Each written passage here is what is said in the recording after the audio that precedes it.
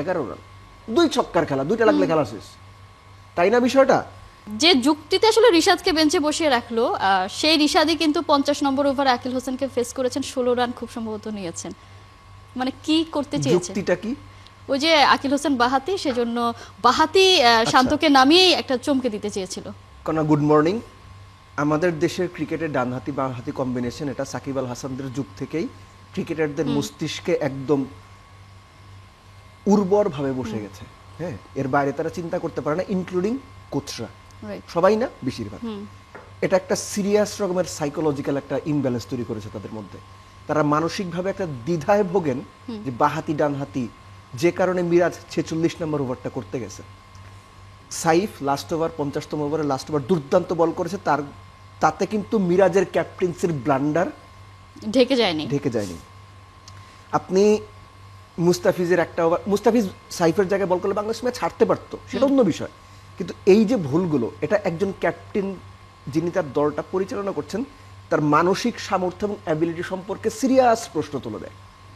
এই যে ডানহাতি বা হাতি কম্বিনেশন, এত হিসাব করলে আকিল হোসেনকে তো ওরা বলই দিত না, রোস্টন চেজকে হয়তো বল দিত। তো জিনিসটা হচ্ছে যে ওয়েস্ট ইন্ডিয়ানরা জানে ওরা ওই চ্যালেঞ্জটা নিতে প্রস্তুত, কি হবে, ম্যাচ হারবে, জীবন তো শেষ না ম্যাচ হারলে। কিন্তু বাংলাদেশ যেভাবে চিন্তা করে, মিরাজ প্রেস কনফারেন্সে এসে বলে গেছে সুপার ওভার আমাদের জন্য নতুন। ভাই, আপনারা কি পৃথিবীতে নতুন? জীবনে সুপার ওভার দেখেন নাই?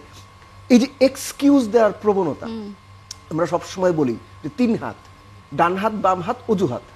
এই যে মিরাজদের যে এক্সকিউজ দিচ্ছেন, অজুহাত দিচ্ছেন, বারবার ঘুরে ফিরে হাবিজাবি বিষয়গুলো ডিফেন্ড করছেন, এটা প্রমাণ করে ক্রিকেট চিন্তক হিসেবে, এখন তো আবার এই শব্দটা খুব চলছে, চিন্তক।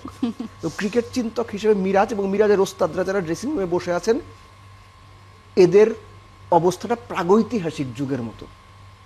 এদের ক্রিকেট চিন্তা দিয়ে চলবে না। এটা বাংলাদেশের সাধারণ দর্শকরা বোঝে, গণমাধ্যম বোঝে, কিন্তু যারা ড্রেসিং রুমে আছে তারা বোঝে না, এবং তাদের না বোঝার কারণেই বাংলাদেশ ক্রিকেটের আজকে এই অবস্থা। আকিল হোসেন রিশাদের কথা কেন বলবেন না?